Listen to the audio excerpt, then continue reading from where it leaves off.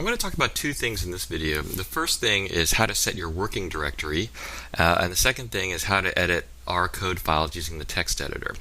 So when you start up R, it's important to know what your working directory is, because the working directory is where R reads and writes files to the computer. And if you don't know where that directory is, then you're not going to be able to find any of the files that you save or any of the data that you write out. So when you start up R, you can find out what your working directory is by just typing the function getwd. And you can see that I've loaded up R here, and it sets my working directory to be /users/rdpeng, which on the Mac is just your home directory. This may work, but if you store all your files in your home directory, but you may want to change your working directory to be something else if you happen to store all of your data and code files in a different directory, maybe a subdirectory. So for example, I can go to the Miss menu here and choose Change Working Directory. I can choose one of these directories to be my working directory. Now, before I go, the first thing I want to mention actually is that if you want to read a file, then that file has to be in your working directory, otherwise you'll get an error. So for example, suppose I want to read a data file using read.csv, and I want to read the mydata.csv file. Okay. So if this file is in my working directory, then I'll be able to read the data and it will load it into R. But if it's not, I'll get an error like this because the file can't be found in my working directory.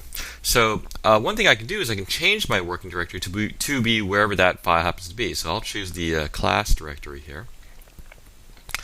If I type dir in this directory, it'll list all the files in this directory. And now you can see, oh, mydata.csv is in this directory. So now I can read the file into R by using read.csv, and now you can see that the data will appear in R.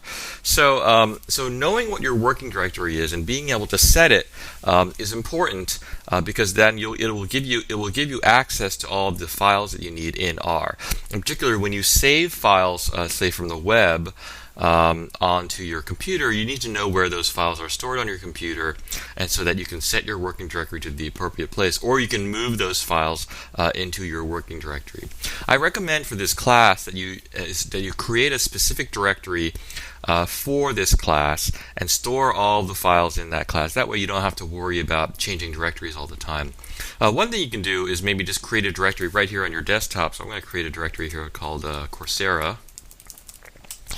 And now when I'm in R, I can say change working directory here, and if I go to my desktop, I can choose my Coursera folder there.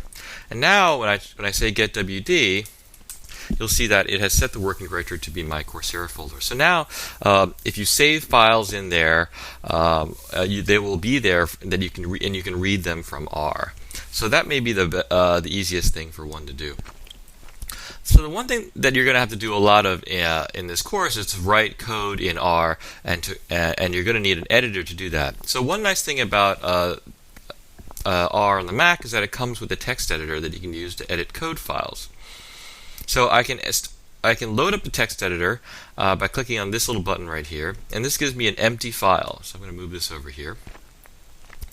And you can start editing code right away. So I can create a function, which I'll call my function,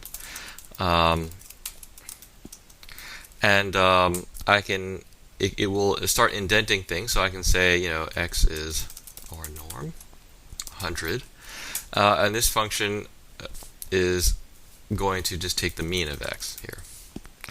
So actually, let me just change this to y.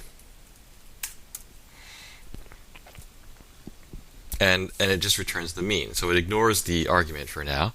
So and then one thing you're going to have to do is figure out how to get this code into R. So what you'll notice, if I just type my function here, it's not going to be able to find it because the code has not been loaded into R. If I type ls, you'll see that there are no objects in my workspace. So the question is, how do I get this code that I've written over here into R? Well, the easiest thing you can do, if you just have a little bit of code, is just to hit select all. So this is Command A, or you can go to the edit menu and just hit select all. And then Command C copies the code, and then I can click into my console window over here and hit Command V and then return, and it will paste my function into R. So now if I type ls, you'll see that my function is an object in my workspace. So I can say my function, and it will return the mean of 100 random normal variables, which is not very interesting, but the function does work.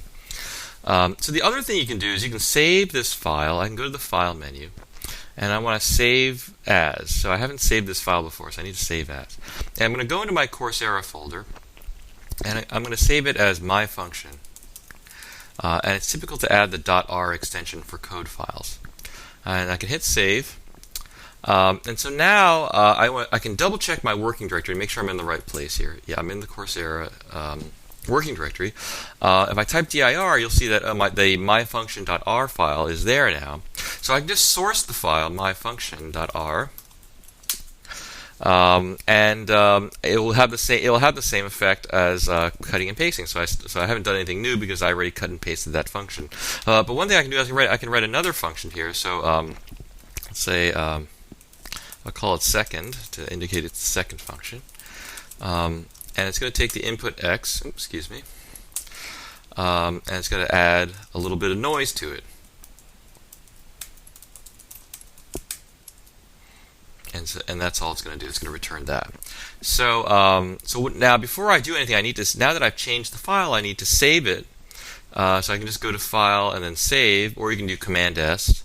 And now I can source this file into R again. And you'll notice I type ls. I have my second function there. So if I type this out, you'll see that's the code for it. So now I can say second. I say 4. And I returned 4 plus a little bit of noise. If I do it again, it'll be 4 plus a little bit of more noise. I can give it 4 through 10, and it gives me each one of those numbers with a little bit of noise. So that's how I write code in R, and that's how I can use the text editor that comes with R. If I want to create a new file, I can hit this button again, and it'll give me a new file, and I can save this under a different file name if I want. I'm not going to use that now, so I can close this window. And that's how we can use the text editor in R for the Mac. The text editor that comes with R is very simple, but it will definitely be sufficient for this class. So even though there are other kind of custom text editors that you can maybe be able to find on the web and download for free, you don't have to do that. The text editor that comes with R should be sufficient for this class.